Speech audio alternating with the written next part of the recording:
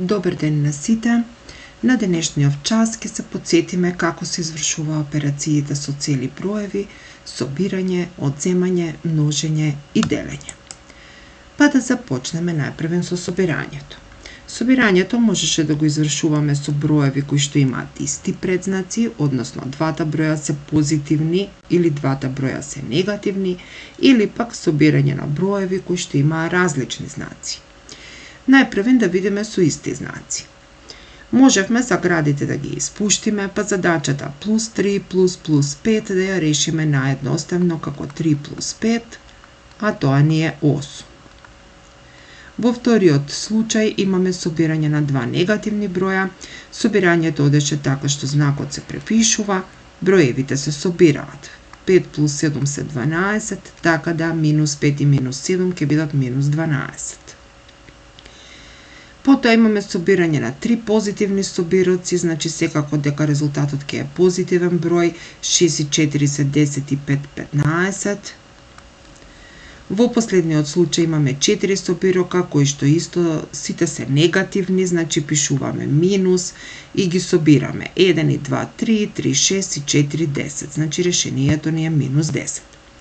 Она што треба да го запомниме е дека збир на позитивни броеви секогаш е позитивен број, а збир на негативни броеви секогаш е негативен број.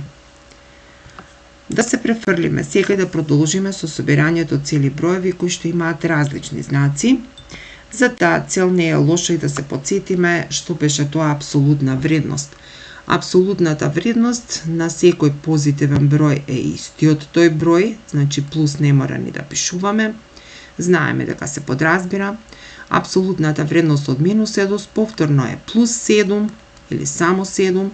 Апсолутна вредност од минус 5 тоа беше 5 и апсолутна вредност од плюс 8 е 8. И сега, како би можеле да извршиме собирање на броеви кои што имаат различни предзнаци пред себе, односно позитивен со негативен број? Ги разгледуваме нивните апсолутни вредности. Бројот 6 има поголема апсолутна вредност и секогаш кога броевите имаат различни предзнаци пред себе, од бројот со поголема апсолутна го одзимаме бројот кој што има помала апсолутна.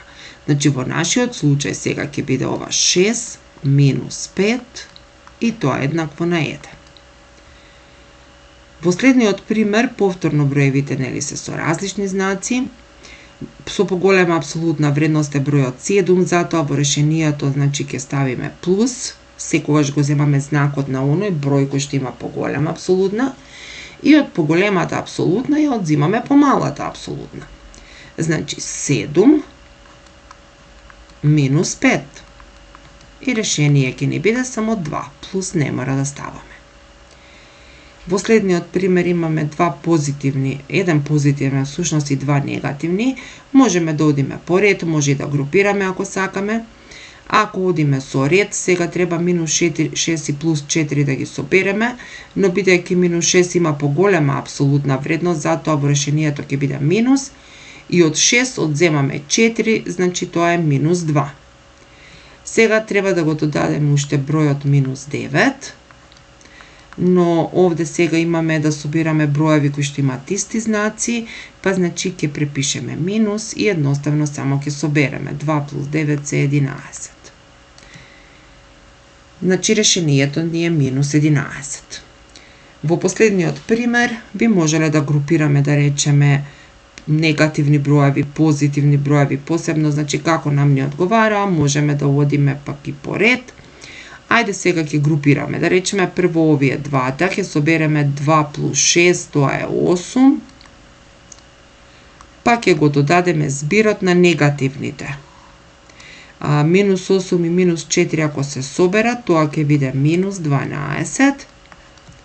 Сега имаме различни знаци, но бидејќи бројот минус 12 има поголема апсолутна вредност, значи ќе биде знакот минус и од 12 одземаме 8.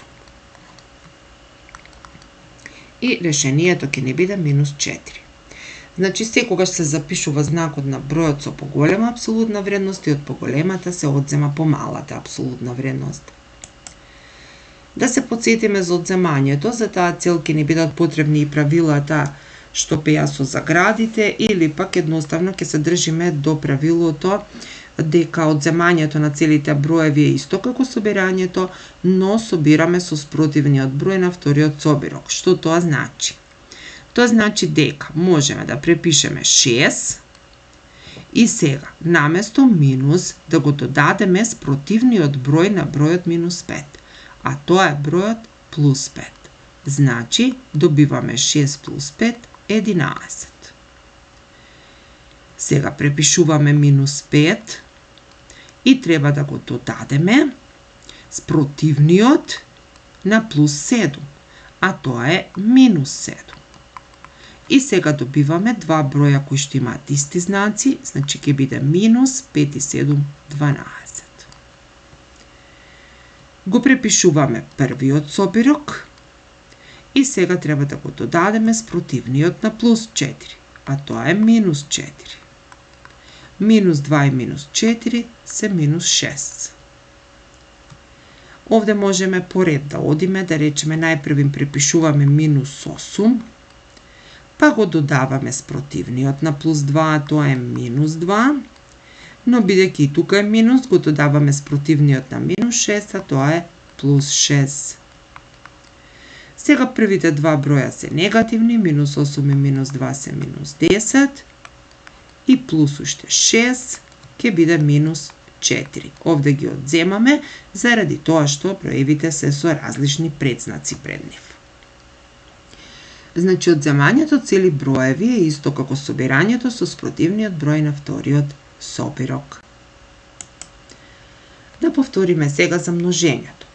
Секогаш кога множиме броеви кои што имаат исти знаци, производот е позитивен број, а ако множителите се со различни знаци, производот е негативен број. Така во првиот случај, множиме броеви кои што имаат и знак плюс, значи производот ќе биде позитивен број и 6 по 5 се 30. Во вториот случај двата броја имаат исти знаци, тоа е знакот минус, значи повторно имаме позитивен број во решение, 5 по 7 се 35.